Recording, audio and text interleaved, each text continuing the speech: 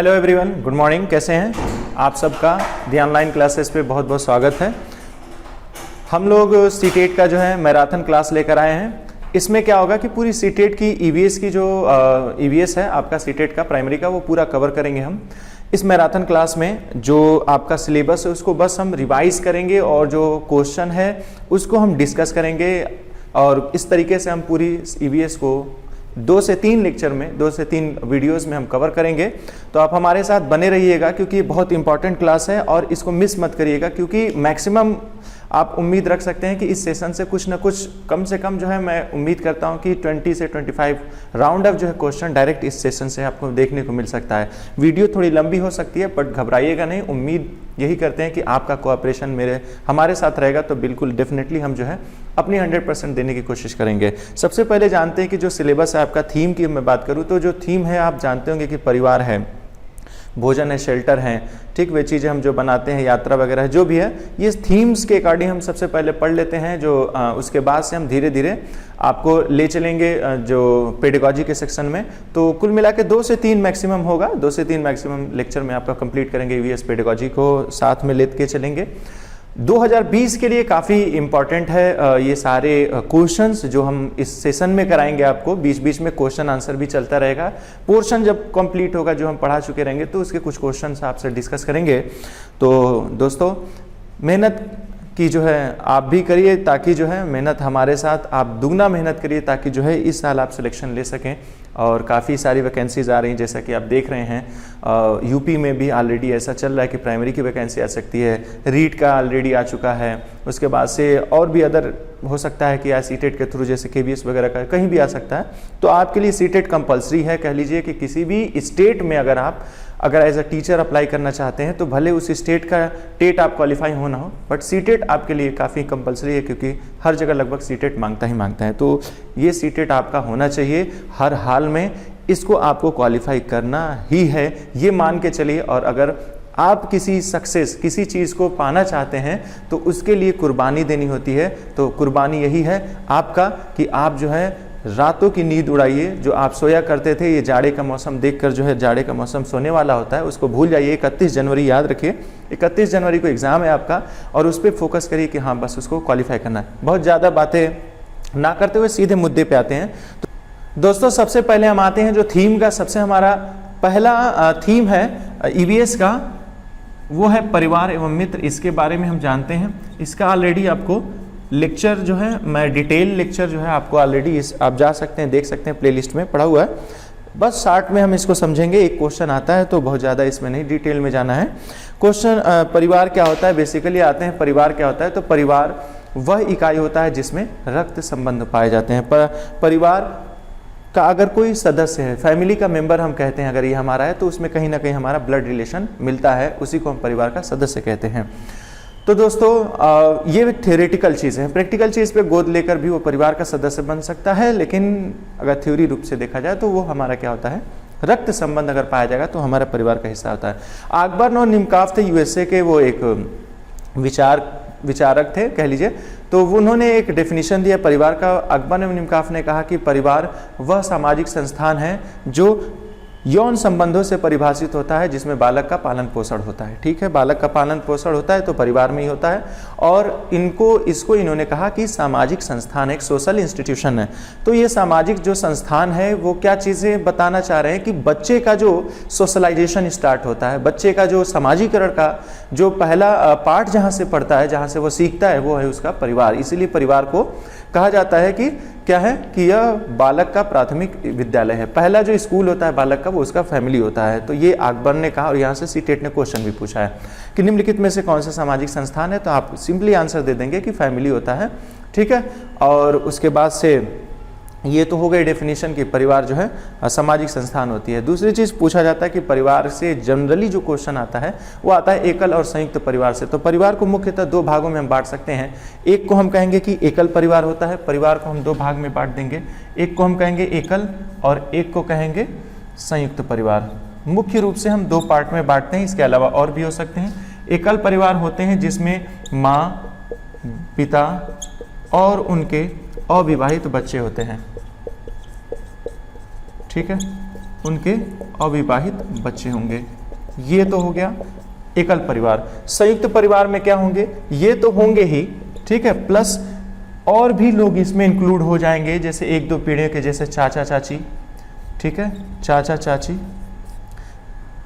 व इनके बच्चे हो सकते हैं, ठीक है, दादा दादी होंगे, ठीक, दादा दादी होंगे।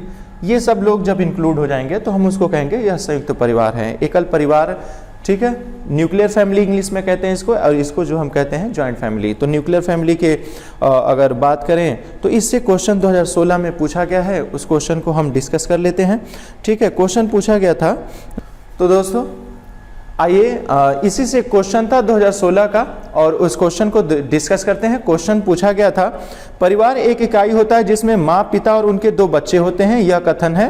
पहला ऑप्शन दे रहा है सही नहीं है, क्योंकि परिवार कई प्रकार के होते हैं तथा परिवार के केवल एक ही प्रकार में वर्गीकृत नहीं किया जा सकता है। सत्य है, क्योंकि यह किसी आदर्श परिवार का आकार है।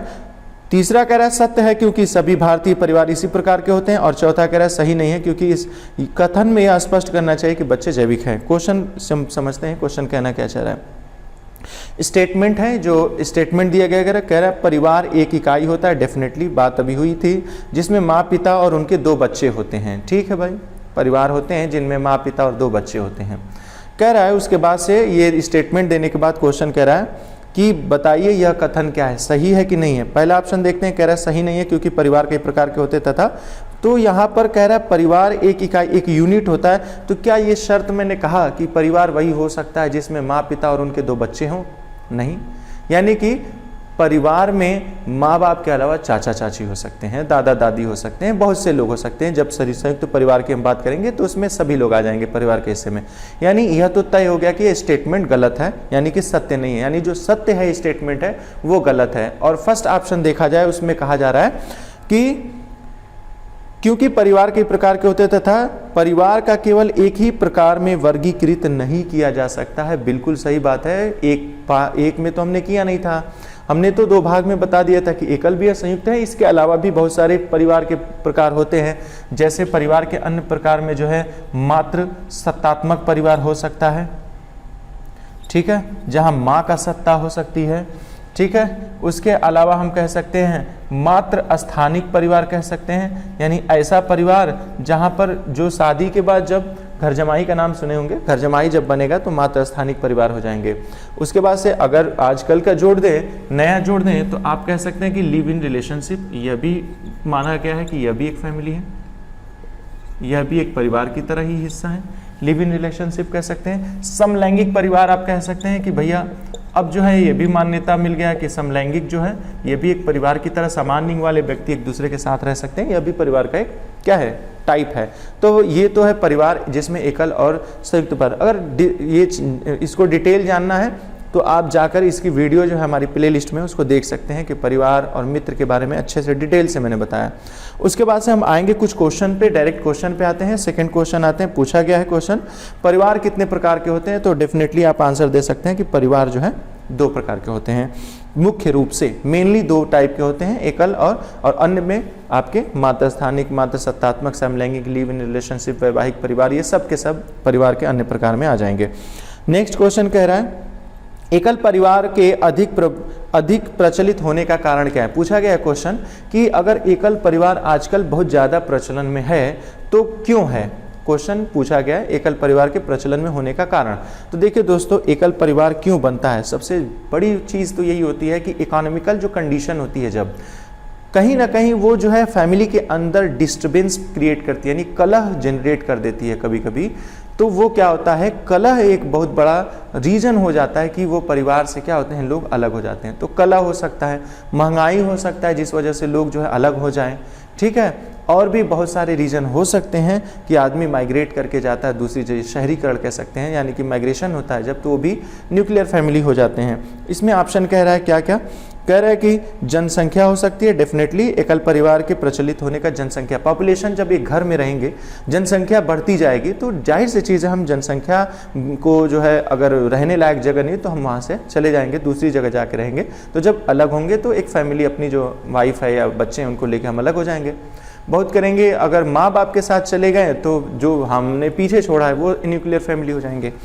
तो ये हो सकता है जनसंख्या, दूसरा है महंगाई और तीसरा है कला की कम संभावना। कला की डेफिनेटली कला की कम संभावना के लिए हम एकल परिवार, तो आंसर हो जाएगा सभी।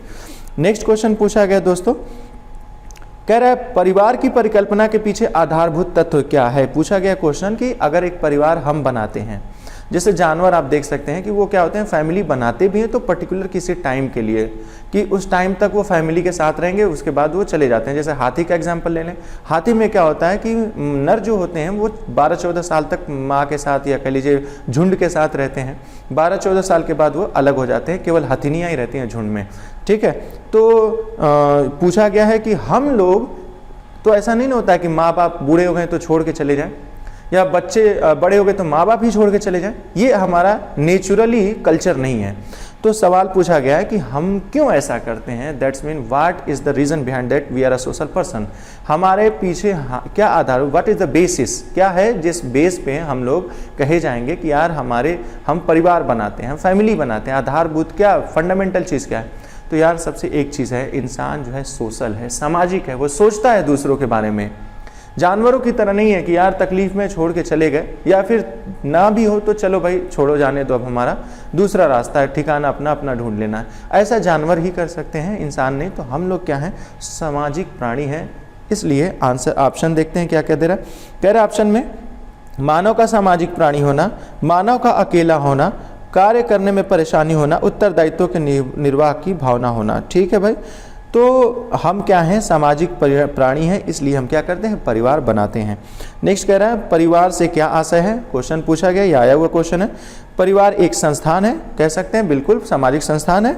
इसमें बालक का जन्म होता है, इसमें बालक का विकास होता है। क्वेश्चन पूछा गया परिवार से क्या आशय है। पहला ऑप्शन कह रहा है परिवार एक संस्थान है, इसमें बालक का जन्म होता है, इसमें बालक का विकास होता है। डेफिनेटली ये सारी चीजें होते हैं परिवार में, ठीक है। तो आंसर हो जाएगा ये तीनों चीजें होती हैं, ठीक है। पूछा गया है नेक्स्ट क्वेश्चन,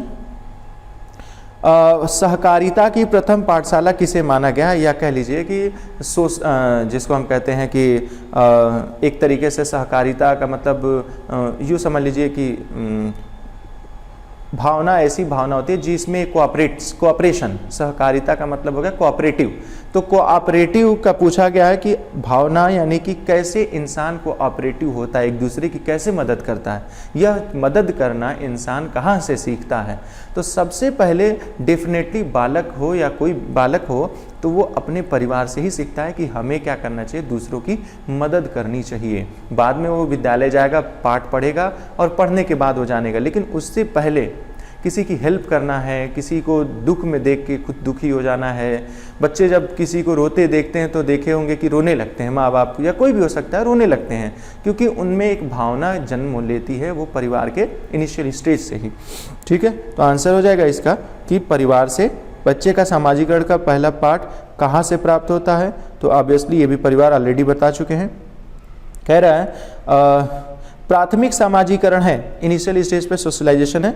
कह रहा है कि शुरुआती आयु में परिवार एवं मित्रों से सीखना, किशोरावस्था में समाज से सीखना, प्राथमिक स्तर पर समाज से सीखना, शिक्षकों का अनुसरण करना। देखिए कह रहा है प्राथमिक सामाजिकरण, तो मैंने पहले ही कहा बच्चे का पहला सामाजिकरण ही होता है जहाँ पे होता है फैमिली से। तो आंसर इसका ये होगा कि शुरुआती आयु में परिवार एवं मित्र से सीखना।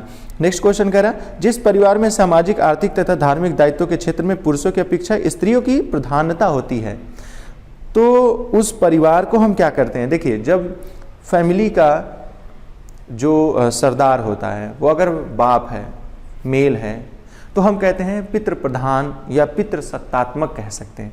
लेकिन जहाँ पर परिवार की दायित्वों का निर्वहन या जो सरदार या मालिक होता है, जब माँ होती है उसको हम कहते हैं मातृ सत्तात्मक परिवार। ये हमारा आंसर हो जाएगा कि जहाँ पर माँ का या फीमेल का जहाँ पे सत्ता होता है उसे मातृ सत्तात्मक परिवार कहते हैं उस परिवार को, ठीक है। तो ये हमारे कुछ क्वेश्चन थे दोस्तों जिसको हमने सॉल्व किया।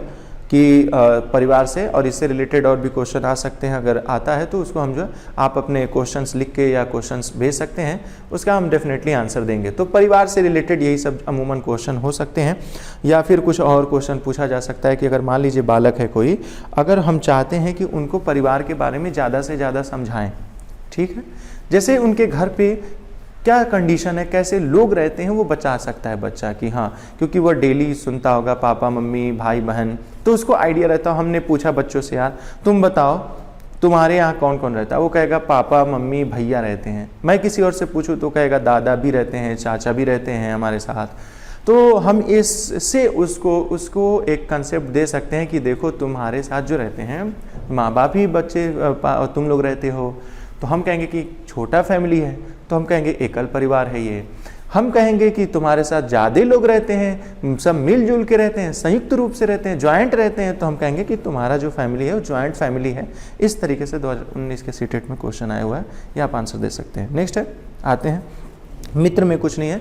मित्र में भाई वो होता है, मित्र बालक का मित्र कौन किसे कहते हैं भाई, जो बच्चे के साथ जो है खेलता है, जो बच्चे के साथ जो है सुख दुख में साथ देता है, और बच्चे के जो है अदर करिकुलम एक्टिविटीज़ में साथ देता है। जैसे क्रिकेट हो गया, खेल रहा है, तो उसमें वो बालक के साथ वो क्या होते हैं ना, कोऑपरेटिव हो जाते हैं, एक दूसरे से मिल के जो है कह लीजिए सीखने सिखाना, या फिर जो है जैसे मान लीजिए कि बच्चा जो होता है जैसे जंजीर हम लोगों ने बचपन में खेला है, तो हम लोग क्या करते थे कि अगर हाथ टूट जाए तो हम जो है जिससे टूटता था मार खाने के बाद क्या कहते थे, भाई देखो हाथ नहीं छूटना चाहिए, तो हाथ नहीं छूटना चाहिए, हम क्या कर रहे हैं उसको, या वो हमसे कहता था कि भाई हाथ मत छोड़ना, तो हम क्या कर रहे हैं, एक दूसरे की हेल्प कर रहे हैं, सहायता कर रहे हैं।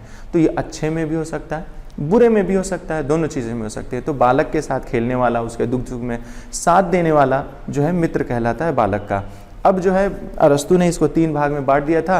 अरस्तु ने कहा था कि भाई मित्रता जो होती है 3 प्रकार की होती है। एक होता है उपयोगिता की मित्रता, एक होता है उपयोगिता की मित्रता, सेकेंड है आपका आनंद की मित्रता, और तीसरा है सच्चाई या अच्छाई की मित्रता। सच्चाई सच्चाई या अच्छाई की मित्रता। अब पूछ दे कि सबसे सर्वोत्तम मित्रता कौन है, मतलब क्या है, उपयोगिता की मित्रता हम उस मित्र को कहते हैं जो यूज एंड थ्रो, यूज करेंगे आपके साथ रहेंगे, मतलब है, यानी मतलबी दोस्त कह सकते हैं, ये सब होते हैं, मतलबी रहेंगे, मतलब है तो ठीक है, नहीं है तो फिर अपना मित्रता खत्म।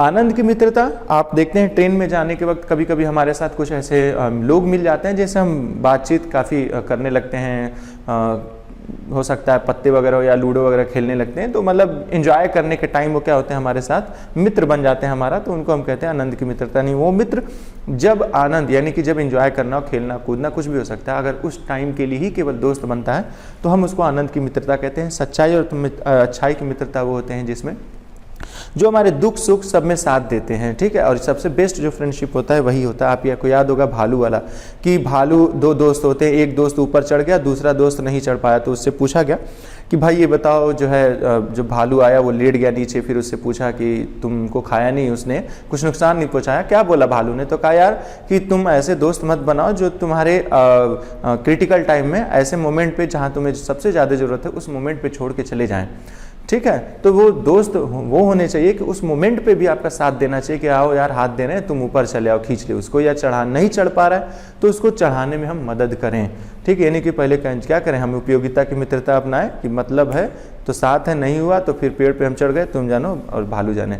तो बहरहाल ये तो हमारी मित्रता है, परिवार और मित्र है, जो जहाँ से जो है अगर क्वेश्चन पूछेगा कि भैया सर्वोत्तम मित्रता क्या है, तो आनंद की मित्रता और सच्चाई की मित्रता आप बता सकते हैं।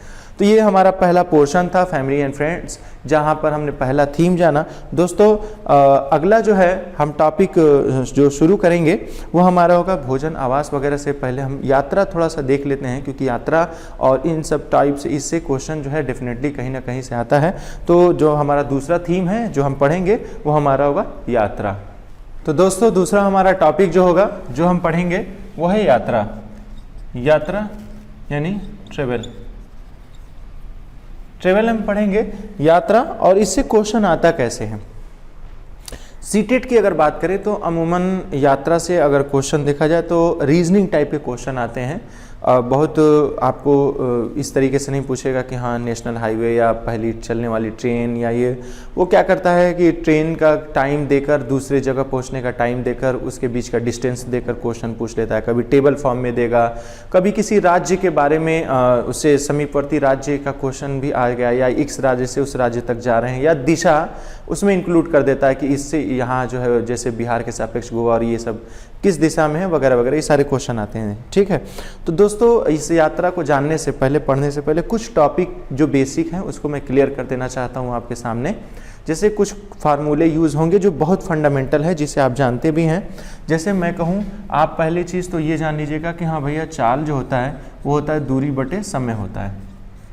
ठीक है, ये आपको आना चाहिए कि चाल बराबर दूरी बटा समय, यानी स्पीड बराबर डिस्टेंस अपॉन टाइम। एक तो ये हो गया। ठीक है, ये बस इतना ही आपको जानना है। पहली चीज़ तो ये हो गया। दूसरा चीज़ क्या है, आपको डायरेक्शन जानना होगा।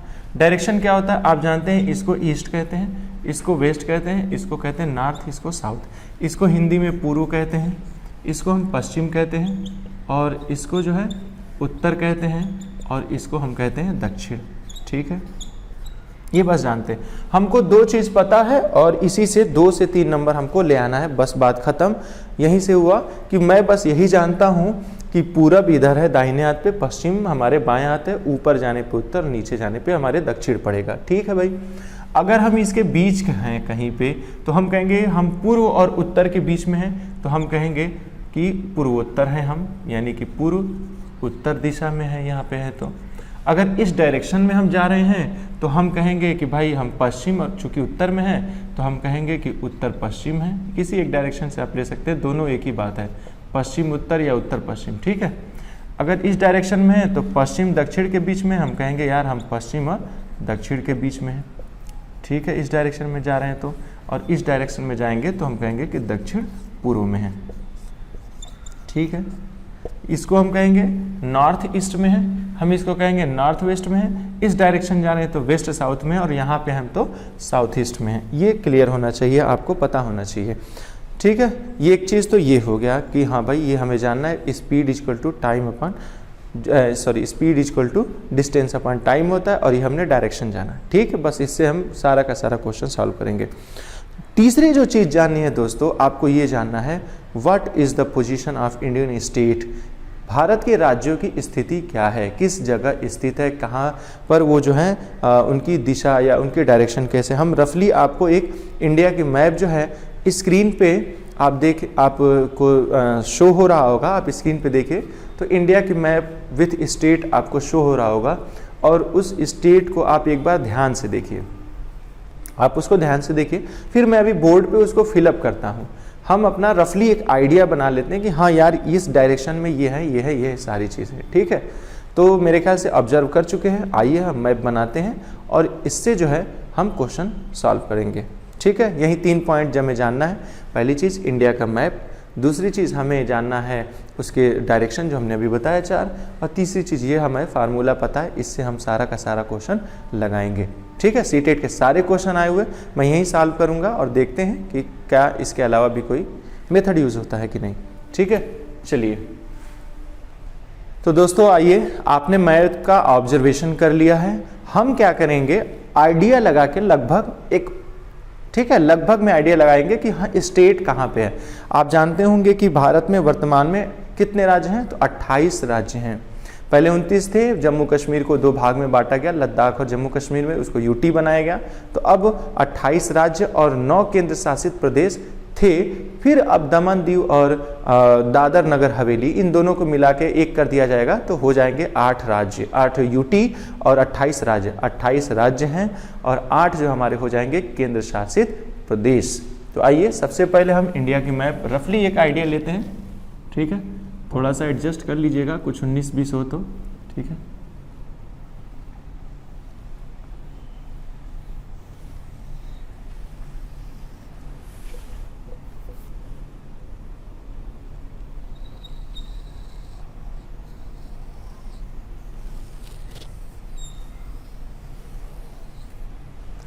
ठीक है, थोड़ा सा एडजस्ट कर लीजिएगा, भावनाओं को समझिएगा। देखिए हम क्या करेंगे, हमने अभी स्टेट देख चुके हैं, अब हमें याद करना है, मेमोराइज करना है, क्योंकि ये याद होना बहुत ही जरूरी है। याद नहीं है फिर आप घूमते रहेंगे, क्योंकि डायरेक्शन और स्टेट दोनों मिक्स करके क्वेश्चन पूछा जाता है। देखिए हम तटीय राज्यों की सबसे पहले तट पे यानी कि तटरेखा पे जो है, तटरेखा और या भारत की जो बॉर्डर है, इसके थ्रू हम किनारे किनारे चलते हैं कि कौन कौन से स्टेट हमें मिलते हैं। जैसे देखिए पहले क्या था कि लद्दाख और जम्मू कश्मीर एक था, ठीक है, लेकिन अब यहाँ से बांट दिया गया है सब, ठीक है, या यूँ कह लीजिए कि चलिए भावनाओं को समझिएगा, यह है जम्मू कश्मीर और ये है हमारा लद्दाख, ठीक है, यह हमारा जम्मू कश्मीर है, यह हमारा लद्दाख है। किसी भी एक साइड से, चूंकि इस पोर्शन से ज़्यादा क्वेश्चन आता है तट से, तो इधर ही से चलते हैं। जम्मू कश्मीर के नीचे आप जब जाएंगे तो आपको एक राज्य मिलेगा जिसका नाम है पंजाब, ठीक है। जम्मू कश्मीर से नीचे आए पंजाब, पंजाब से नीचे आते हैं तो हमको मिलता है एक राज्य जिसका नाम है राजस्थान। राजस्थान से नीचे आएंगे तो आपको मिलेगा आंसर क्या है, राज्य गुजरात। गुजरात के नीचे आने पे हमको मिलता है महाराष्ट्र। महाराष्ट्र से नीचे आए थे, ठीक है, तो यहाँ पे एक छोटा सा आप देखेंगे राज्य मिलेगा जिसको हम कहते हैं गोवा। गोवा के नीचे आप देखेंगे तो आपको मिलेगा क्या, कौन सा राज्य, कर्नाटक। और कर्नाटक के नीचे सबसे जाएंगे तो आपको मिलेगा राज्य जिसका नाम है केरल। तो हमको मिला बाएं तट, बाएं देखा हमने बॉर्डर पे जम्मू कश्मीर, उसके बाद से पंजाब, पंजाब के नीचे हमें मिला राजस्थान, फिर गुजरात, फिर महाराष्ट्र, फिर उसके बाद से गोवा, कर्नाटक, केरल। अब ये राज्य हमारे इस साइड के खत्म, ठीक है भाई। तो इस साइड कोई सागर भी होगा तो हम कह सकते हैं बिल्कुल, अरब इधर इस साइड है हमारे, तो हम कहेंगे अरब सागर होगा यहाँ पे, ठीक है। अब हम ऊपर बढ़ना शुरू करते हैं, तो हम ऊपर बढ़ेंगे तो हमको मिलता है सबसे पहले जो राज्य, उसका नाम है तमिलनाडु, ठीक है। तमिलनाडु राज्य मिलेगा हमको यहाँ पे, ठीक है, तमिलनाडु राज्य मिलेगा। तमिलनाडु राज्य में ही यहाँ पर कोने पे सबसे भारत का आखिरी छोर है जिसका नाम है कन्याकुमारी, ठीक है, कन्याकुमारी तमिलनाडु में है। इसके ऊपर हम बढ़ते हैं तो हमको मिलता है आंध्र प्रदेश। आंध्र प्रदेश से ऊपर हम बढ़ेंगे तो हमको मिलेगा उड़ीसा। उड़ीसा के ऊपर हम बढ़ेंगे तो हमको मिलेगा पश्चिम बंगाल, ठीक है। ये तो हमारे हुए स्टेट। इस साइड में आगे बढ़ेंगे यहाँ पे तो हमको मिलेगा मेघालय। मेघालय के नीचे ये जो राज्य है, ये हिस्सा, इसको हम कहते हैं त्रिपुरा। और इस साइड जो हमें मिलेगा ये मिलेगा मिजोरम, ठीक है। तो त्रिपुरा, मिजोरम, तो ये हमारा। अब इसके ऊपर बढ़ेंगे, ठीक है, इसके ऊपर बढ़ेंगे तो हमको मिलेगा मणिपुर। मणिपुर के ऊपर बढ़ेंगे तो हमको मिलेगा नागालैंड। और नागालैंड के ऊपर बढ़ेंगे, यहाँ पे चले जाएंगे इस तरफ, यानी कि ऐसे करके है, ठीक है। तो ये वाला जो हिस्सा है ये हमारा अरुणाचल प्रदेश है। अरुणाचल प्रदेश के बीचों बीच ऐसे एक निकला हुआ एक राज्य है, यहाँ पे है असम। और ये जो राज्य आप देख रहे हैं ऊपर, ये है हमारा सिक्किम, ठीक है, सिक्किम राज्य है। सिक्किम से जब हम आगे, पूरा पश्चिम बंगाल है ऐसे, ठीक है। पश्चिम बंगाल के बाद यहाँ पे आपको मिलेगा बिहार। और बिहार के आगे मिलेगा आपको उत्तर प्रदेश। उत्तर प्रदेश के आगे बढ़ेंगे तो आपको मिल जाएगा उत्तराखंड, ठीक है। उत्तराखंड के आप आगे बढ़ेंगे यहाँ पे, ठीक है, तो हिमाचल प्रदेश मिलेगा आपको। तो ये हमारे राज्य हो गए, ठीक है दोस्तों। यह हमारे राज्य जो तट यानी कि भारत के बॉर्डर पे स्थित है, हमने आपको बता दिया। इसके अलावा और राज्य देख लेते हैं। यूपी से सटा हुआ नीचे आपको मिलेगा मध्य प्रदेश। मध्य प्रदेश से अलग हुआ था एक राज्य, आप कहेंगे छत्तीसगढ़। तो एक लंबे ऐसे आकार में एक संरचना एक दिखाई देगी राज्य में, अभी देखा था आपने, इसको हम कहेंगे कि यह हमारा राज्य छत्तीसगढ़, ठीक है। बिहार से अलग हुआ था, आप जानते होंगे बिहार से कौन सा राज्य अलग हुआ था, आप कहेंगे कि झारखंड, ठीक है। बिहार से झारखंड अलग हो गया, मध्य प्रदेश से छत्तीसगढ़, उत्तर प्रदेश से अलग हुआ था वो है उत्तराखंड। ये 2000 में 3 राज्य जो है भारत से अलग हुए थे। 2014 में भारत से आंध्र प्रदेश को काटा गया और 2 राज्य बनाए गए, तो बीच में आपको एक राज्य मिलेगा जिसको आप कहते हैं तेलंगाना। 2014 में इसको बनाया गया तेलंगाना को राज्य। तो ये तो हमारे हैं आपके राज्य, ठीक है। अगर कोई छूटा है तो एक है हरियाणा और पंजाब। तो जब उत्तर प्रदेश, ठीक है, ये उत्तर प्रदेश और पंजाब, यहीं पर आपको मिलेगा हरियाणा। ठीक है, हरियाणा मिलेगा, पंजाब, उत्तर प्रदेश, राजस्थान से सीधा बनाते हुए इस यूपी और हरियाणा के बॉर्डर पे आपको एक मिलेगा जो हमारा भारत की राजधानी है, जिसको आप कहते हैं नई दिल्ली। ठीक है, तो ये हमारे राज्य हैं मेन कि जम्मू कश्मीर, पंजाब, हरियाणा, राजस्थान, गुजरात, महाराष्ट्र, कर्नाटक, केरल, तमिलनाडु, आंध्र प्रदेश, उड़ीसा, पश्चिम बंगाल होते हुए मेघालय होते हुए त्रिपुरा, मिजोरम, मणिपुर, नागालैंड, अरुणाचल प्रदेश, उसके बाद से बीच में असम, सिक्किम ऊपर हमको मिलेगा, फिर बिहार, फिर यूपी, फिर उत्तराखंड, हिमाचल प्रदेश, हरियाणा और नई दिल्ली, मध्य प्रदेश, ये सब हमें स्टेट मिलेंगे। ठीक है, तो ये तो हमारे राज्य हैं। इधर है पश्चिम बंगाल, तो बंगाल के साइड में यहाँ पे है हमारा बंगाल की खाड़ी। ठीक है, तो ये तो हमारा हो गया बंगाल की खाड़ी, इस साइड हो गया, उस साइड हो गया अरब सागर, ये भी तय हो गया। ठीक है भाई, अब आते हैं जो यहाँ केरल के समीप और ये जो तट है केरल वाले बॉर्डर पे कर्नाटक का कुछ हिस्सा। ठीक है, इस बॉर्डर को हम क्या कहते हैं, कौन सा तट? वैसे मुख्य रूप से केरल का ही तट है, जिसमें कहा जाता है मालाबार का तट, इस तट को कहते हैं। ठीक, तो पश्चिम में जो है मालाबार का तट है, और तमिलनाडु के साइड जब आएंगे तो इस साइड हमको मिलता है क्या चीज़? कोरोमंडल। तो इस साइड हमको मिलेगा कोरोमंडल तट, ये याद रखिएगा, ये सीटेट के क्वेश्चन आए हुए हैं। आते हैं इसके बाद से महाराष्ट्र से लेके कर्नाटक तक जो है मंगलौर तक देखते हैं, तो एक तट मिलता है जिसको हम कहते हैं कोंकण तट। ठीक है, महाराष्ट्र से लेके कर्नाटक तक का हिस्सा होता है। अरब सागर उस साइड है, तमिलनाडु। अब उड़ीसा की तरफ हम जाएंगे तो हम इसको कहते हैं उत्तरी सरकार। उड़ीसा में जो तट है हम कहते हैं उत्तरी सरकार, और जब हम बंगाल के पास जाते हैं तो इसको हम कहते हैं उत्कल तट। इसको कहते हैं उत्कल तट, पश्चिम बंगाल के पास है। और इसके नीचे जो आप देखेंगे तो हमें यूटी मिलेगा, यानी केंद्र शासित प्रदेश, जिसको हम कहते हैं अंडमान और निकोबार। और हमारे पश्चिम में जाएंगे तो हमें मिलता है यूटी, जिसका नाम है लक्षद्वीप। ठीक है, तो ये हमारे स्टेट है, यहीं से ये हमें इतना जानना था, और इसको याद रखिएगा हर हाल में, क्योंकि इससे क्वेश्चन पूछता है अक्सर से सीटेट। तो ये राज्य की लोकेशन, पोजीशन, ये सब हमें आइडिया होना चाहिए, याद होना चाहिए। ठीक है, आइए दोस्तों, सबसे पहले कुछ सीटेट के क्वेश्चन सॉल्व करते हैं, देखते हैं क्वेश्चन क्या पूछा गया है, उस क्वेश्चन को डिस्कस करते हैं। जैसे एक क्वेश्चन आप देखिए, सीटेट में पूछा गया है, नई दिल्ली में रहने वाला कोई व्यक्ति पहले भोपाल और फिर रांची का भ्रमण करना चाहता है, उसकी यात्रा की दिशा क्या होगी? क्वेश्चन कह रहा है नई दिल्ली में रहने वाला पहले क्या कर रहा है, मध्य प्रदेश की राजधानी भोपाल जाना चाहता है। ठीक है भाई, और भोपाल के बाद वो कहाँ जाना चाहता है? झारखंड की राजधानी रांची में, यानी यहाँ पे जाना चाहता है। यानी पहले वो नीचे की तरफ ऐसे आएगा और फिर वो ऐसे जा रहा है। आते हैं, जो हमने बेसिक चीज़ कहा था, आपको बस उसको याद रखना है, आप आंसर दे देंगे। हम जानते हैं इसको कहते हैं पूर्व, इसको हम कहते हैं पश्चिम, इसको हमने कहा उत्तर और इसको कहा दक्षिण। ठीक है, तो अब देखिए कह रहा है नई दिल्ली से नीचे की तरफ जा रहा है, मतलब नई दिल्ली अगर मान लीजिए, देखिए जहाँ से पूछता है, हाँ एक बात और याद रखिएगा, कभी इस डायरेक्शन से क्वेश्चन आए तो जहाँ से चलना शुरू कर दे, समझ लीजिए वही मिड पॉइंट है।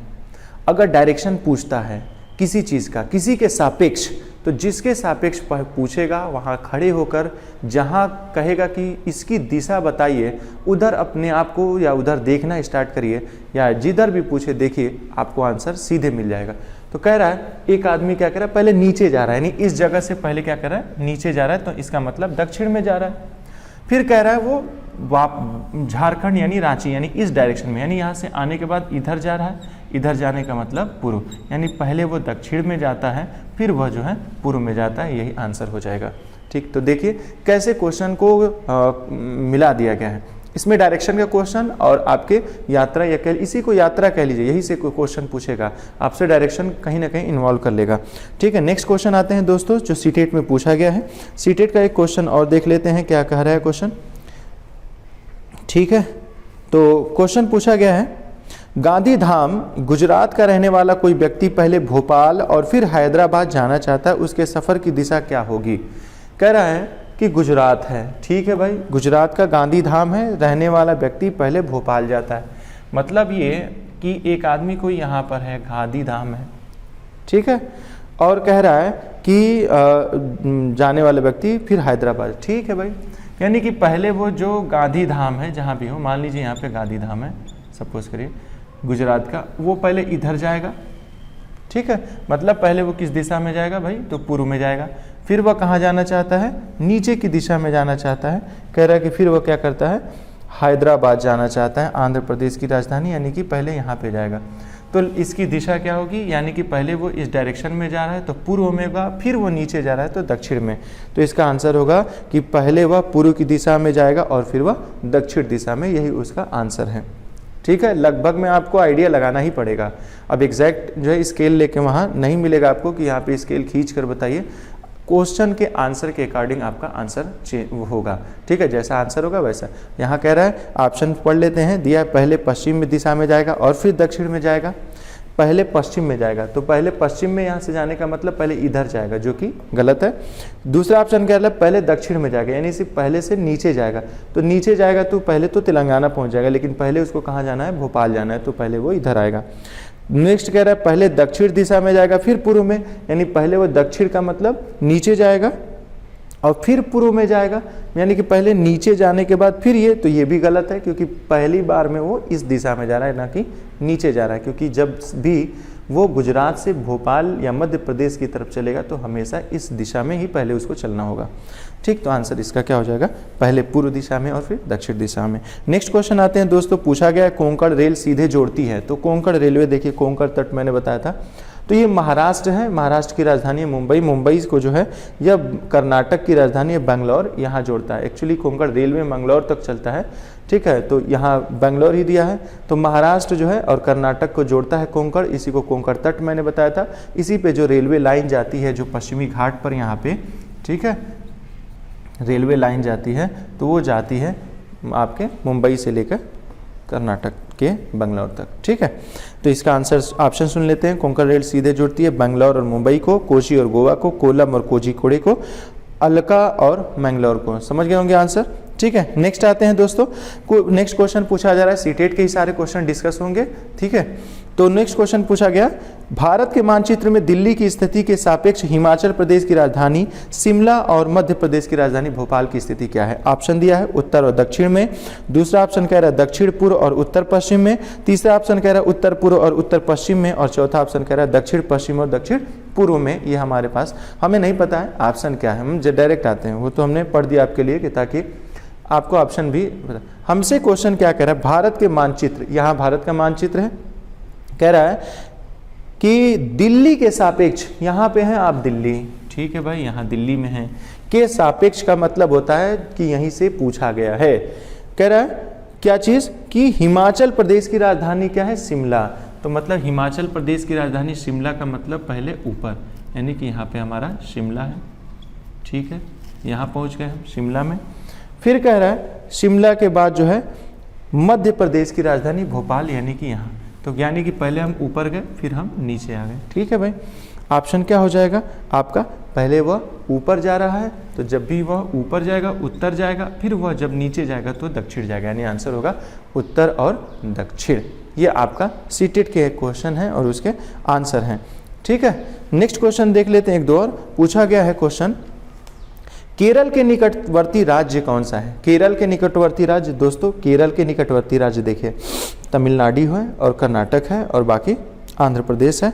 ठीक है, इसमें आते हैं, देखते हैं कि क्वेश्चन क्या पूछा गया है। मतलब निकटवर्ती मैं आपको ऐसे मैप से समझा रहा हूँ क्या क्या हो सकता है।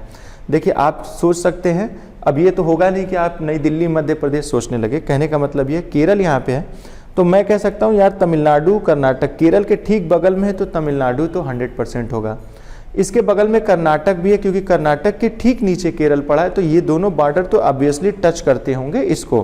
पहला ऑप्शन कह रहा है कर्नाटक और महाराष्ट्र, केरल के निकटवर्ती राज्य में कर्नाटक है और महाराष्ट्र, ये गलत है क्योंकि इसके साथ जो है बॉर्डर नहीं बनाता है, बॉर्डर नहीं, महाराष्ट्र क्या है कर्नाटक से ऊपर है, तो ये ऑप्शन नहीं होगा।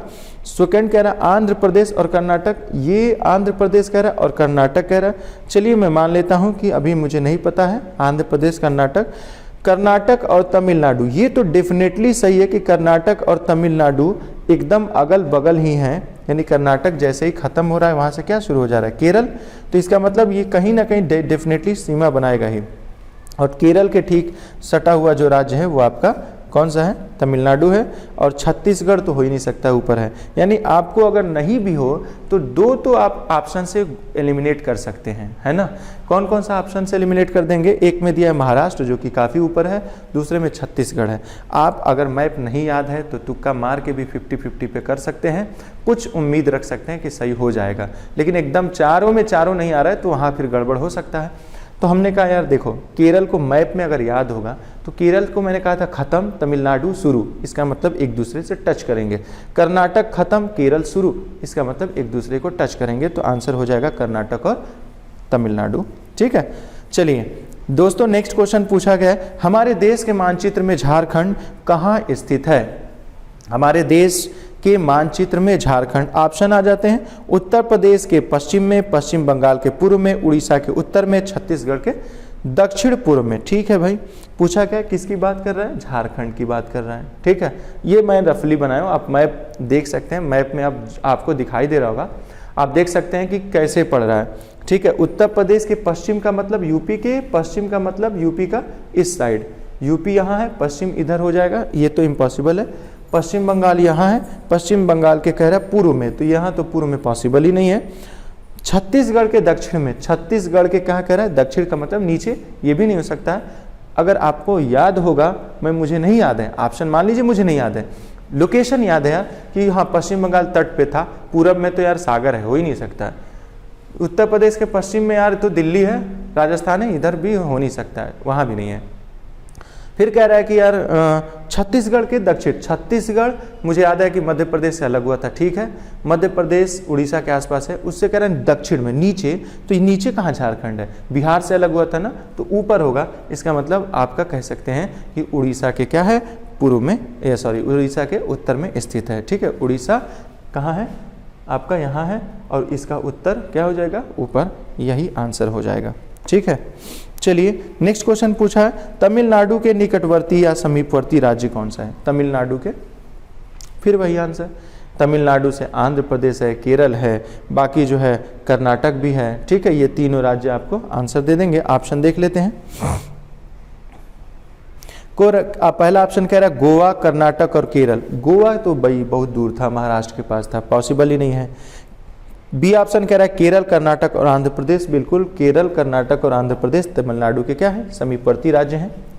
तीसरा ऑप्शन कह रहा है केरल, गुजरात, गुजरात तो फिर वहाँ चला गया, तमिलनाडु यहाँ है, पॉसिबल ही नहीं है। आंध्र प्रदेश, गोवा और कर्नाटक, तो फिर वही गोवा वहाँ पे है, पश्चिमी तट पे है, तो फिर ये भी ऑप्शन नहीं हो सकता है। ठीक है, नेक्स्ट क्वेश्चन आते हैं दोस्तों। पूछा गया भारत के नक्शे में दिल्ली के संदर्भ में झारखंड और राजस्थान की स्थिति क्या है।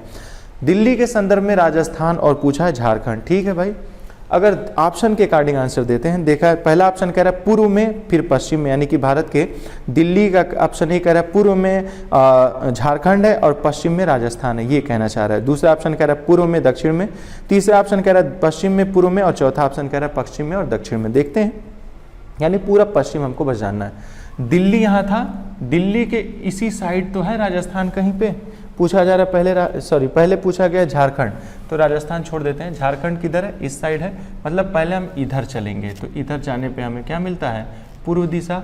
जब हम यहाँ से इधर जाते हैं, राजस्थान की तरफ जाएंगे, तो हमको मिलेगा पश्चिम, यानी आंसर क्या हो जाएगा, पूर्व और पश्चिम, ऑप्शन ए।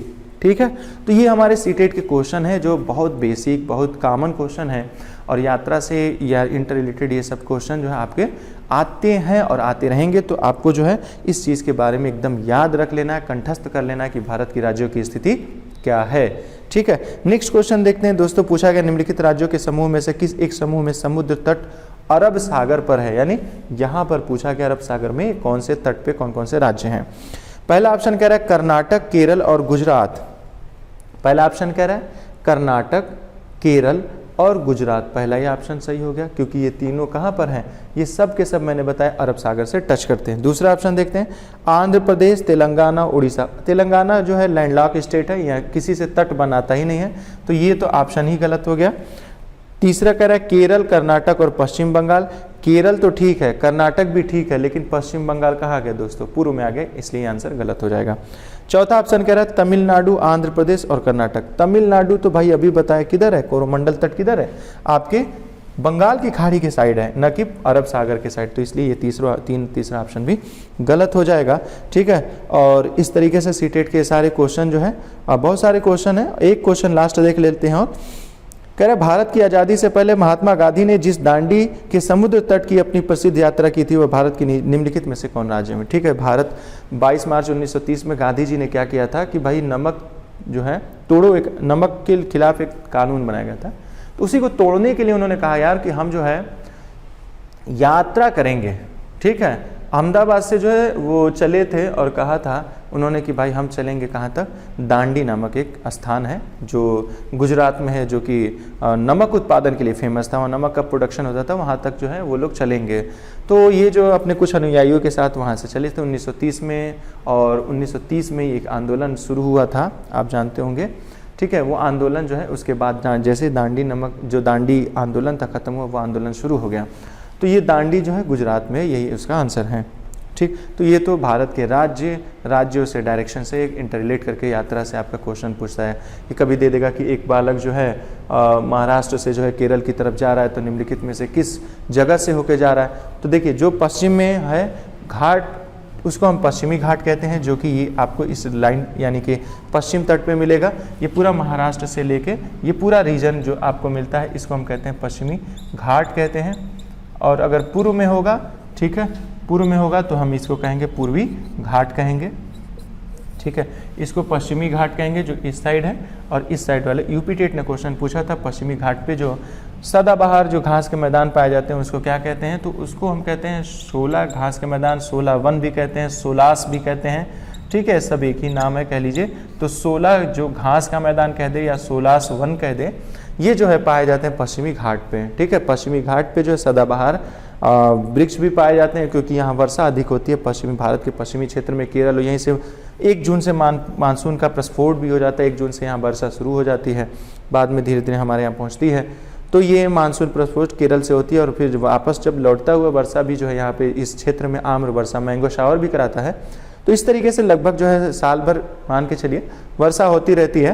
तो इसलिए यहाँ पे जो वन पाए जाते हैं मुख्यतः सदाबहार प्रकार के वन पाए जाते हैं, और ज़्यादातर जो नदियाँ निकलती हैं जो हमारे दक्षिण भारत की हैं वो इसी पश्चिमी घाट से निकलती हैं। जैसे आप देख लेंगे गोदावरी हो गया, कृष्णा हो गया, कावेरी हो गए, उसके बाद से वैगई वगैरह हो गई, ये सब के सब जो नदियाँ इसी साइड से निकलती हैं पश्चिमी घाट से। और ये चूँकि बहती हैं ये पूर्व की ओर, ढलान चूँकि भारत का जो है पूर्व की ओर है, इसलिए बहती हुई पूर्व की जब आती हैं तो इस पूर्वी घाट के बीच में बहुत सारी क्या कर देते हैं, गॉर्ज बना देते हैं, या फिर इसको कह दिए तोड़ के जो है बहने के लिए जगह बना दिए। तो इसलिए ये रेगुलर नहीं मिलता है, ये बीच में कई जगह से टूटा हुआ मिलता है। लेकिन खास तौर से ये चीज़ है कि चूंकि ये डेल्टाई क्षेत्र बन गया, इसलिए यहाँ पे कृषि कार्य भी जो है यहाँ पे इस बॉर्डर पे होता है। जैसे चावल का पैदावार भी इस साइड होता है, बहुत सारे कृषि जो है इस साइड किए जाते हैं भारत के पूर्वी तट पे। तो ये दोस्तों कुछ क्वेश्चन थे सीटेट के जो मैंने सॉल्व किया, इसको जरूर से हर हाल में सॉल्व कर लीजिएगा। ना समझ में आए हमसे पूछ लीजिएगा, ठीक है, तो हम इसको जो है आपको बता देंगे। नेक्स्ट जो है आते हैं हम जो है यात्रा से ही, नेक्स्ट जो हमने कहा था ट्रेन से सवाल जो आता है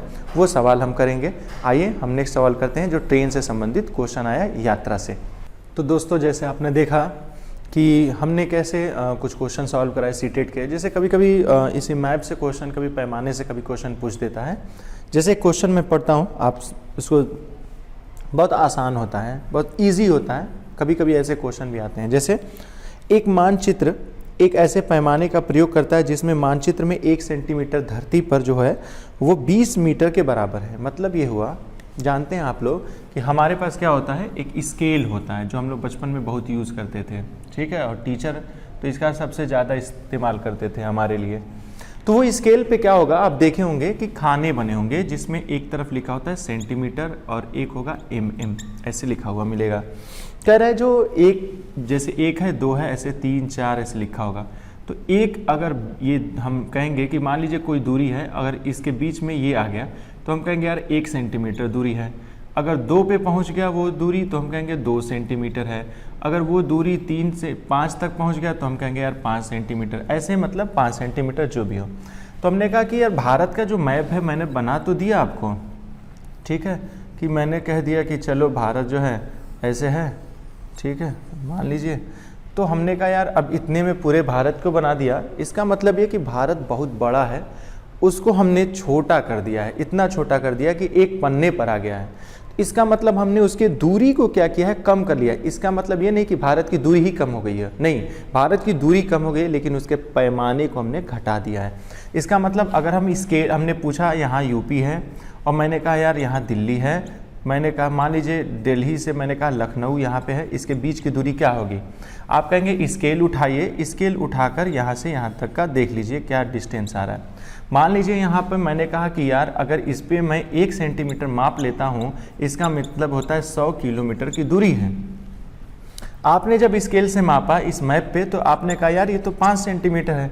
हमने कहा जब 1 सेंटीमीटर 100 किलोमीटर के बराबर है तो 5 सेंटीमीटर कितने बराबर होगा, तो आप कहेंगे बस गुणा कर दीजिए, चूँकि 1 सेंटीमीटर बराबर 100 किलोमीटर, 1 सेंटीमीटर बराबर 100 किलोमीटर, तो 5 सेंटीमीटर मतलब 5 गुणे 100, तो यानी कि 500 किलोमीटर। आपने कहा कि ये दूरी हमने, यानी स्केल से जो मैंने दूरी मापी उससे हम रियल जो है डिस्टेंस पता कर सकते हैं। यही होता है हमारा क्या चीज़, डिज़ाइन। जो हम डिज़ाइन करते हैं, जैसे घर का भी जो आर्किटेक्चर होते हैं जो घर का डिज़ाइन करते हैं वो पैरामीटर्स लेते हैं, स्केल वगैरह देखा होगा यूज़ करते हैं। वो बड़े घर को एक पन्ने पे जो है उतार देते हैं और बताते हैं कि हाँ इतना इतना इतना, वो बाकी समझने वाला समझ जाता है। तो आप भी बस इससे समझ जाइएगा कि कभी स्कूल में बच्चों को पढ़ाना हो और ये पता चले कि अइबे ना करे। ठीक है, तो हम क्या करेंगे, क्वेश्चन कह रहा है एक मानचित्र एक ऐसे पैमाने का प्रयोग करता है जिसमें 1 सेंटीमीटर, जब 1 सेंटीमीटर हम जो है इस पे मापेंगे तो धरती पर जो है 20 मीटर वह दूरी दर्शाएगा, बताएगा। कह रहा है कि यदि मानचित्र पर 2 स्थानों के बीच की दूरी 5 सेंटीमीटर है तो उनके बीच की वास्तविक दूरी क्या है। कह रहा है कि अगर कोई 2 डिस्टेंस कहीं का भी आपने नापा, लेकिन नापने पर आपने पाया कि वह जो है कितना है, 5 सेंटीमीटर है, तो पूछ रहा है कि कितना मीटर उसके बीच की दूरी है। ठीक है भाई, जब 1 बराबर 20 है तो 5 बराबर क्या हो जाएगा, 20 गुणे 5, तो आप कहेंगे कि 100 मीटर। ठीक है, आपका यही आंसर होगा। ये सीटेट का आया हुआ क्वेश्चन है, बात समझ में आ गई होगी। नेक्स्ट क्वेश्चन, अगर क्वेश्चन एक और पूछा है, हाँ पूछा है, किसी राज्य के मानचित्र के एक सिरे पर यह लिखा था कि ये कुछ भी हो सकता है, राज्य का कह रहा है, यूपी ही मान लीजिए, यूपी में लिखा था कि एक सिरे पर लिखा था कि अगर आप जो है 1 सेंटीमीटर उस पर माप लेते हैं तो आप क्या करते हैं, 110 मीटर चलते हैं। यानी 1 सेंटीमीटर जो दूरी होगा वो 110 मीटर रियल में, वास्तव में 110 किलोमीटर दर्शाएगा। ठीक है, कह रहा है कि यदि 2 शहरों के बीच की दूरी 9.7 सेंटीमीटर हो, जब 1 बराबर इतना है तो 9.7 बराबर क्या होगा, 110 गुणे 9.7 मीटर। ठीक है भाई, क्या आएगा आंसर, जब गुणा करेंगे इसको तो हमें मिलेगा 1067, ठीक है, मीटर। लेकिन ऑप्शन में क्या दिया है, 1.067 किलोमीटर, 2.01 किलोमीटर, 11 किलोमीटर और 10 किलोमीटर। ठीक है, कोई बात नहीं है। हम जानते हैं 1 किलोमीटर बराबर होता है 1000 मीटर, ये हम जानते हैं, हमें पता है। क्या चीज़ पता है कि भाई 1 सेंटीमीटर बराबर 1 सेंटीमीटर बराबर 1 किलोमीटर बराबर 1000 मीटर। तो हम क्या करेंगे, पक्षांतर कर दें तो 1/1000 किलोमीटर बराबर हम कह सकते हैं 1 मीटर, पक्षांतर हो जाएगा, भाग हो जाएगा। हम कहेंगे कि नहीं भाई, अब हमको 1067 मीटर बराबर बताइए, यानी हम कह सकते हैं कि 1067/1000 लिख सकते हैं। अगर आप कहेंगे कैसे, हमने कहा दोनों तरफ गुणा कर दीजिए, तो आप कहेंगे 1067 मीटर, यहाँ भी हो जाएगा, लेकिन यहाँ क्या होगा, किलोमीटर होगा। तो अब भाग दे दीजिए, 3 दशमलव है, 0 है तो पीछे से 3 जगह के लगा दीजिए, यानी कि 1067 मीटर बराबर हो जाएगा 1.067 किलोमीटर। या सिंपली आप कह सकते हैं इसी को कि 1000 से भाग दे दीजिए, यहाँ जो आंसर आया था वही आपका आंसर क्या दे देगा, किलोमीटर में। तो ये हो जाएगा 1.67 किलोमीटर, ये आंसर हो जाएगा। तो दोस्तों आपको मेरे ख्याल से जो अभी तक मैंने बताया समझ में आ गया होगा। और इस तरीके के क्वेश्चन आएंगे तो उम्मीद करते हैं कि आपसे गलतियां ना हो और आप थोड़ा सा और भी क्वेश्चन कुछ प्रैक्टिस जरूर से कर लीजिएगा। ये तो जो क्वेश्चन आए हुए हैं इस टाइप से क्वेश्चन आएंगे ही, डेफिनेटली कहीं ना कहीं पूछे जाएंगे ही सीटेट में, तो आप उस क्वेश्चन को गलत ना करें, इसलिए जो है क्वेश्चन को बस सॉल्व करा दे रहे हैं। इसके बिहाइंड जो कंसेप्ट है, जो कंटेंट है आपको, वो हमारे वीडियो प्लेलिस्ट में पड़ा हुआ, आप जाके देख सकते हैं, कुछ है उसमें आप देख सकते हैं। नेक्स्ट हम आते हैं जो ट्रेन से क्वेश्चन पूछता है यात्रा करने वाले से। देखिए इसमें क्या है, हमको बस ये जानना है, हम जो जानते हैं वो होता है चाल बराबर दूरी बटे समय। इसके अलावा मुझे कुछ पता नहीं है और हमको इसके अलावा जानना भी नहीं है कुछ, ठीक है। जो भी क्वेश्चन पूछेगा इसी पे हमको सॉल्व करना है। मतलब हमें चाल पूछेगा तो दूरी और समय हमें निकालना होगा, दूरी पूछेगा तो चाल समय दिया होगा, कुछ भी दिया जा सकता है लेकिन इसके बाहर नहीं आएगा, कंसेप्ट यही यूज होना है, ठीक है। इतना हम जानते हैं, बहुत है इतना। आइए क्वेश्चन पढ़ते हैं जो सीटेट का आया हुआ है। क्वेश्चन कह रहा है, यदि कोई व्यक्ति 2 जनवरी 2015 को मड़गांव से नागरकोइल जाने के लिए रेलगाड़ी में बैठा, रेलगाड़ी 7:45 पे मड़गांव से चली और अगले दिन अर्थात 3 जनवरी 2015 को 4:45 बजे नागरकोइल पहुंची, यदि इन दोनों स्टेशनों के बीच की दूरी 1140 किलोमीटर है तो रेलगाड़ी की औसत चाल क्या थी। ये सिंपल सा क्वेश्चन है, यानी कि पूछा क्या हमसे भाई, चाल पूछा है, ठीक है भाई। चाल का मतलब हो गया कि हमें दूरी और समय चाहिए। चाल पूछा है, दूरी दे रखा है, तो दूरी कितना दिया है, आप कहेंगे 1140 किलोमीटर दिया है, ठीक है भाई 1140 किलोमीटर हो गया। यानी हमको क्या चाहिए, अगर हम समय निकाल लें तो जो है हम ला सकते हैं वो चाल, ठीक है। देखिए समय जब भी देगा तो थोड़ा घुमा फिरा के देखा, अगर ट्रेन दे रहा है तो जो ट्रेन का दोस्तों फॉर्मेट होता है वो होता है 24 आवर का, ठीक है। ट्रेन की जो टाइम टेबल होता है आप देखे होंगे 23, 24, 13, 14, 15, मतलब रात के 12 बजेते हैं तो उसको 00 लिखते हैं। फिर दोपहर का बजता होगा 12, दोपहर का 12 बजेगा तो 12 बज जाएगा। फिर जो रात का 12 बजेगा है ना, यानी कह लीजिए तो वो 24 बजेगा, ये रात हो जाएगा फिर से, ठीक। जैसे ही 24 होगा 00 हो जाएगा, यानी टोटल टाइम हम जो है 24 घंटे लेके चलते हैं। रात के 00 से फिर अगले रात तक पूरा का पूरा 24 घंटा, 1, 2, 3, दोपहर में 12 बजेगा, 13 बजता है रेलवे में, 14 बजेगा, 15, ऐसे करते करते 24 का मतलब 00, फिर से वहाँ से 1, 2, 3 स्टार्ट हो जाएगा। तो रात के यहाँ से 1, 2, 3 ऐसे चलेगा, दोपहर के 12 बजे के बाद 13, 14, 15। क्वेश्चन कह रहा है 2 जनवरी को चल रहा है, ठीक है, और पहुंच रहा है कितने तारीख को, 3 जनवरी को। इसका मतलब अगले दिन पहुंचा है। 2 जनवरी को जब चलता है तो 7:45 पे चलता है, ठीक है। 7:45 पे चला, मतलब ये मॉर्निंग का ही टाइम है, ये तो तय हो गया, ठीक है। अगर शाम का होता तो 15 लिखता। कह रहा है कि जब वो पहुंचता है 3 तारीख को तो 4:45 पे पहुंचता है, मतलब 4:45 पे पहुंच रहा है। इसका मतलब फिर ये सुबह पहुंचा, यानी कि 2 जनवरी को मॉर्निंग में 7 बजे चलता है, फिर शाम का 7:45 हुआ होगा, अगले दिन मतलब अगले दिन 12 बजे रात के बाद टाइम चेंज हुआ होगा, फिर जो भोर का टाइम है भोर में वो 4:45 पे पहुंच जाता है। मतलब कि ये कह रहा है कि वो 7:45 से चल के 4:45 पे पहुंच गया है। मतलब जब ये चला है यहाँ से यहाँ, तो हमें इसके बीच में चला गया जो समय है वही काउंट करना है, ठीक है भाई। 7:45 से चला है, अगर वो जहाँ पहुँचा है वो 7:45 पर ही पहुँचा होता 3 तारीख को, अगला दिन, आज 7 को चला, अगले 7 बजे चला, अगले दिन 7 बजे पहुंचता, हम कहेंगे यार पूरा का पूरा 1 दिन उसने ले लिया है पहुंचने में। इसका मतलब घंटे में कहेंगे तो 24 घंटा चला है। तो जब 7:45 से चलता 2 को, 7:45 को पहुंचता 3 को, ठीक है, ये एम आपके सुविधा के लिए लिख दे रहे हैं, पहुंचता एम पे 7:45 पे, तो हम कहते हैं यार पूरा का पूरा 24 घंटा तुम ले चुके हो। लेकिन कह रहा नहीं यार, उससे कुछ पहले वो बंदा पहुंच चुका है, 7:45 होने से पहले 4:45 पे ही पहुंच गया है। कितना घंटे पहले पहुंचा, तो हम कहेंगे 4:45 मतलब 5:45, 6:45, 7:45, यानी 3 घंटा पहले। तो मतलब 3 घंटा पहले का मतलब 3 आवर हम क्या करेंगे, इसमें से घटा देंगे, तो 24 में से 3 गया, आप कहेंगे कि 21 आवर, यानी 7:45 पे चला, 4:45 पे पहुंचा अगले तारीख को। तो टोटल जो टाइम ले चुका है वो 21 घंटा सफ़र में, बस यही हमारा क्या हो जाएगा, टाइम आ जाएगा। क्योंकि हम समय घड़ी का नहीं लेते हैं, हम चली गई जो दूरी है उसमें लगा समय। अब वो जब से बजे से चले, जब भी बजे पहुँचे उससे मतलब नहीं है, बीच में जो तुमने टाइम कंज्यूम किया है वही होता है। तो हम जानते हैं चाल बराबर दूरी बटा समय। दूरी चाल जो हम निकाल लेंगे, दूरी कितना है आप कहेंगे 1140 और आपका टाइम कितना है 21, इसी को भाग दे दीजिए, वही जो आंसर होगा लगभग आपका आंसर हो गया। ठीक है, तो जोड़ लीजिए, तो 20 से तो लगभग 20 पाँचें, ठीक है 100 लगभग 5 आ जाएगा। ठीक है, और बचा कितना, तो 21 पाँचें यानी कि 21 पाँचें 105 आ जाएगा। तो 5 और 4 9 90 बचा है, तो यानी कि 54 के राउंड ऑफ जो है आंसर आ जाएगा। 54 किलोमीटर प्रति आवर इसका आंसर आ जाएगा। ठीक है, तो इसका आंसर होगा 54। आप भाग दे के देख सकते हैं, नॉर्मल जो विधि है आप उसी से करिए, जरूरी नहीं। ठीक है, आप नॉर्मल विधि कर लीजिए।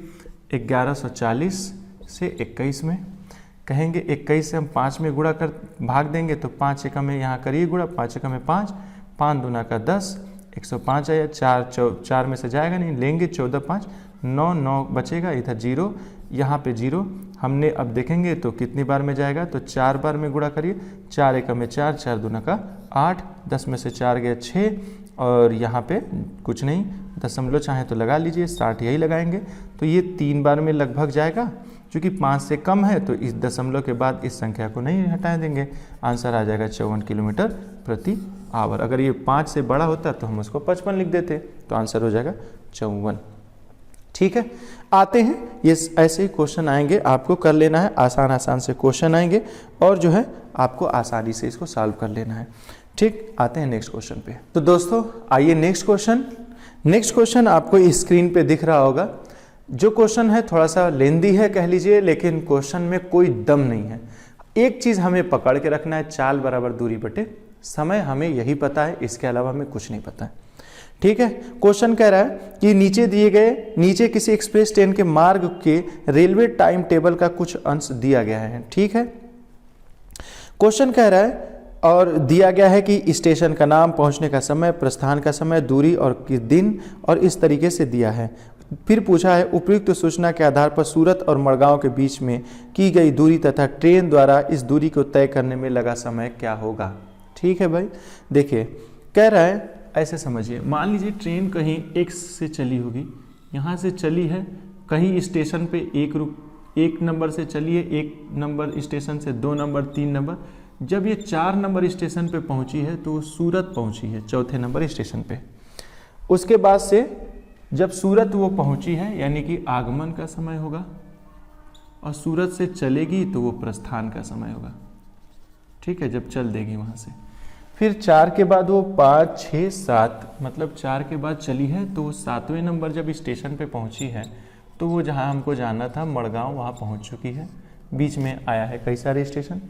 जब एक स्टेशन नंबर 1 से चली है, जब सूरत पहुंची है तो वो 530 किलोमीटर दूरी ऑलरेडी तय कर चुकी है। ठीक है, यानी कि जब यहाँ से यहाँ पहुंची है तो 530 किलोमीटर डिस्टेंस ट्रेवल कर चुकी है। कह रहा है जब यहाँ 1 नंबर से पूरा का पूरा जब मड़गांव पहुंच गई है तो कह रहा है कि 1509 किलोमीटर दूरी तय कर चुकी है।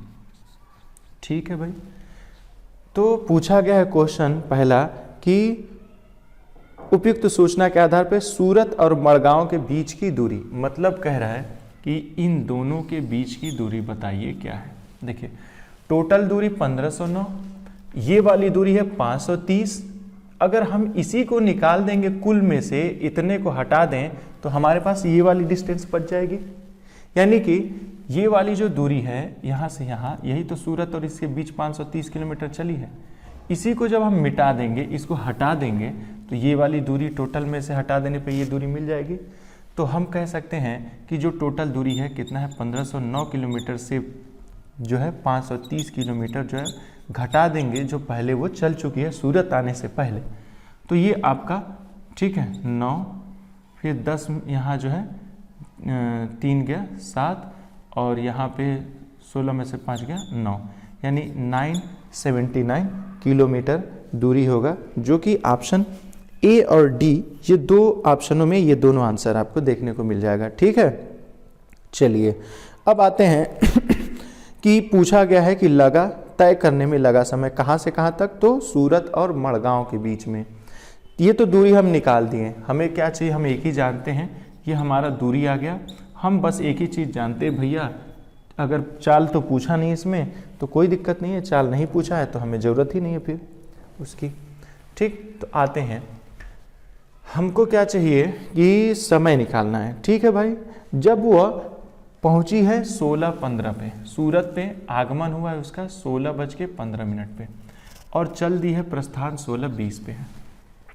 जब वह मड़गांव पहुंची है, जो उसके मड़गांव के आगमन का समय है वो है 7:35, और यहाँ से आगे चली गई है तो प्रस्थान का जो समय है वो है 7:45। ठीक है, कोई बात नहीं है। देखिए अब सवाल ये, हम इसमें समय कौन सा लें?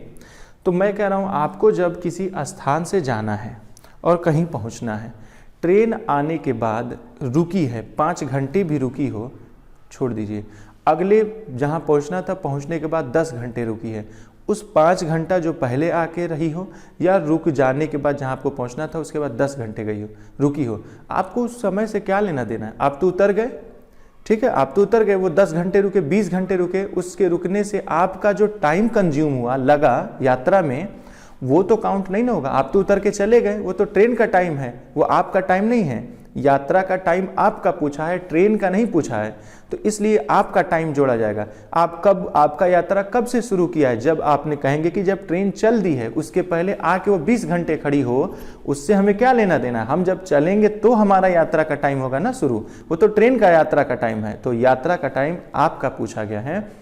तो हम कहेंगे, कहा है ना क्वेश्चन, सूचना के आधार पर सूरत मड़गांव के बीच की दूरी तथा ट्रेन द्वारा इस दूरी को तय करने में लगा समय पूछा गया है। यानी कि जब ट्रेन यहाँ से चली सूरत से और आपके मड़गांव पहुँची है, ट्रेन इस दौरान कितना समय कंज्यूम किया, ट्रेन कितना टाइम लिया है, मतलब कहने का है आपने जो ट्रेन से ट्रेवल किया है वो कितना टाइम लिया है आपने। बाकी ट्रेन तो पहले से आ रही है, कहीं और से, कहीं और जा भी रही है ना, तो उसका टाइम जोड़ेंगे तो ट्रेन का टाइम तो बहुत ज़्यादा हो जाएगा। लेकिन आपसे ये पूछ रहा है सूरत, देखिए सूरत चली है, सूरत पहुंची है 16:15 पे, आ गई है, अब प्रस्थान की है 16:20 पे। मड़गांव से चली कितने बजे है? मड़गांव पहुंची कितने बजे? 7:35 पे है, और जहाँ से चल दी 7:45 पे। तो जब ट्रेन चल देगी तो वो प्रस्थान कहलाएगा, यानी हम इसके इस टाइम को काउंट नहीं करेंगे। जब ट्रेन चल के पहुंच गई, आगमन हो गया उसका, ये हम लेंगे, उसकी प्रस्थान का टाइम नहीं लेंगे कि वो कितने बजे फिर आगे से चली गई, या जब आई थी तो आके सूरत में कितना देर रुकी, उससे हमें मतलब नहीं। जब चल देगी और जब पहुंच जाएगी, यही समय को हम ट्रेन का समय कहेंगे, या हम कह लेंगे कि हमारी यात्रा का समय कितना लगा सूरत से मड़गांव पहुँचने में।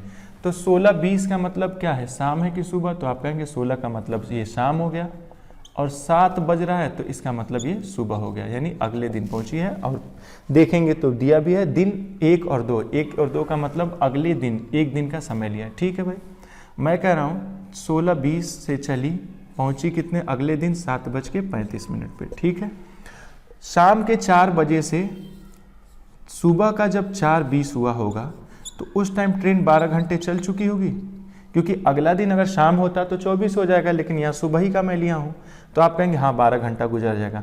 मैं कहूँ 4 से 7:35 होने में कितना घंटा गुजरा होगा, तो आप कहेंगे 4 से 7 बजने में तो ऐसे ही 3 घंटा लग गया है। ठीक है, 3 घंटा लग गया है। अभी 20 मिनट यहाँ है और यहाँ 35 है, यानी 20 से कुछ ज़्यादा लिया है। कितना ज़्यादा लिया? तो आप कहेंगे कि 15 मिनट, यानी टोटल कंज्यूमिंग टाइम कितना है? तो 12×3 = 15 घंटा और 15 मिनट, यानी टोटल जो ट्रेवल टाइम है, जो समय लगा है उसको, वो लगा है 15 घंटे और 15 मिनट, जो कि आपको आंसर डी में मिलेगा। ठीक है, इस तरीके से जो क्वेश्चन आएगा आप उसको आसानी से सॉल्व कर लेंगे। नेक्स्ट क्वेश्चन है, ठीक है, कोई डाउट हो अगर इसमें तो आप जो इस वीडियो को फिर से रिवाइज कर लीजिए, बहुत आसान सी चीज़ों में समझेंगे। हम अगर सिंपल कर दें इसको, कहेंगे कि हम जब ट्रेन जहाँ से चली है, जहाँ से पूछा है उसके प्रस्थान का समय लेंगे, और जहाँ जा रही है, पहुँच रही है, जहाँ हमको पहुँचना है, उसका जो है हम आगमन का समय लेंगे। बस बात खत्म हुआ, उस समय को निकाल लेंगे। अगर मान लीजिए सेम डेट में दिया है तो हम उसका टाइम निकाल लेंगे, चूँकि यहाँ शाम का समय दिया है और वहाँ अगले दिन मॉर्निंग में पहुँचना है, मतलब दिन क्या हो गया होगा? बदल गया होगा, अगले दिन वो पहुँची हैं। ठीक है, चलिए आते हैं अगले सवाल पे। दोस्तों इस सेशन का आज लास्ट सवाल है जो यात्रा से होगा। और ये सवाल जो है मुझे उम्मीद है कि आप खुद इसको सॉल्व कर लेंगे। जैसा कि स्क्रीन पे आपको क्वेश्चन दिख रहा होगा, क्वेश्चन जो है बहुत आसान है। आप खुद से पहले ट्राई करिए और उसको सॉल्व करिए। इस वीडियो को पॉज करके पहले उसको सॉल्व करिए, फिर मैं आपको आंसर बताता हूँ। आते हैं, क्वेश्चन पूछा क्या है, कोई रेलगाड़ी गांधीधाम से 16 जुलाई 2014 को प्रातः 5:15 बजे स्टेशन छोड़कर 18 जुलाई 2014 को प्रातः 4:45 बजे नागरकोइल स्टेशन पर पहुंचती है। रेलगाड़ी द्वारा चली गई दूरी 2649 किलोमीटर है। इस रेलगाड़ी की औसत चाल किलोमीटर प्रति घंटे में क्या होगी? ठीक है, वही चीज़ अपनाएंगे हम। बस यही जानते हैं, चाल बराबर दूरी बटे समय, यही हमको पता है, इसके अलावा में कुछ नहीं पता है। ठीक है भाई। कह रहा है ट्रेन कितने तारीख को चली है, तो आंसर है 16 जुलाई को। पहुंची कितने तारीख को है, तो आप कहेंगे 18 जुलाई को। इसका मतलब इसको यहाँ से यहाँ पहुँचने में कितना दिन लगा है, आप कहेंगे 2 दिन लगा है। ठीक है, 16 चला होगा, 17 फिर 18 पहुँचा है। चला कितने बजे, आप कहेंगे 5:15 पे चला है 16 जुलाई को। ठीक है, और अगले दिन यानी दूसरे दिन जो पहुँची है 4:45 पे पहुँची है। कोई बात नहीं भाई, देखिए 5:15-16 को चली होगी, जब 17 जुलाई हुआ होगा और 5:15 हुआ होगा तो ट्रेन ऑलरेडी 24 घंटे चल चुकी होगी। अगले दिन सेम टाइम पर, अगले दिन 17 तारीख को 24 घंटा चल चुकी है। और फिर अगले दिन यानी 17 के बाद 18 तारीख को अगर 5:15 पे ट्रेन पहुंच गई होती तो 24 घंटा यहाँ भी लग गया होता, यानी टोटल हमारा टाइम लगता 24 + 24, तब यानी कि 48 घंटा, तब जब ट्रेन 5:15 पर ही 18 को पहुंची होती। लेकिन कह रहा नहीं यार, कुछ टाइम पहले ही पहुंच गई है, 5:15 से 4:15 पे ही पहुंच गई है। मतलब कहेंगे कि यहाँ पर कितना घंटे पहले पहुंच गई है, आप कहेंगे आधा घंटा, यानी कि 30 मिनट जो है पहले। 5:15 4:45 पे ही पहुंच गई, 5:15 पे पहुंचता तो इसके बीच का डिफरेंस आधे घंटे का है, मतलब कि 0.5 आवर का जो है डिस्टेंस वही है। यानी कि अगर आप जानते होंगे मिनट को घंटे में बदलना है तो 60 से भाग देते हैं, तो 1/2 आवर कह सकते हैं, जो कि 0.5 आवर के बराबर होगा। तो जब 48 में से घटा दीजिए तो 47.5 आवर आएगा। ये क्या है, यात्रा में लगा समय है। हम जानते हैं चाल पूछा है, चाल तो 2649 किलोमीटर दूरी दिया है, तो दूरी दिया है 2649, चाल आया है कितना 47.5, तो यही हमारा क्या दे देगा, चाल। और ये किसके इक्वल आ जाएगा, लगभग आप करेंगे सॉल्व तो इसको आंसर आ जाएगा 56 किलोमीटर प्रति आवर। तो ये हमारा सेशन था जिसमें परिवार हमने पढ़ा, यात्रा पढ़ा, और इस तरीके से जो क्वेश्चन है ये सेशन, ये 2 से 3 नंबर डेफिनेटली कहीं से क्वेश्चन जो है आ सकता है। 2-3 नंबर का ये सेशन था मिनिमम, है ना। और इसके आगे जो हम नेक्स्ट जो टॉपिक स्टार्ट करेंगे दोस्तों, वो हमारा होगा जल। जल की जो वीडियो है आप प्लेलिस्ट में देख लीजिए, काफ़ी डिटेल में मैंने अच्छे से बताया, उसको पढ़ लीजिए। इसके बाद हम इस जल से रिलेटेड सारे क्वेश्चन सॉल्व करेंगे। कुछ उसके आइडियाज़ मैं दूंगा, पहले थियोरेटिकल जो है एक मैराथन में, फिर कुछ क्वेश्चन अब लूँगा।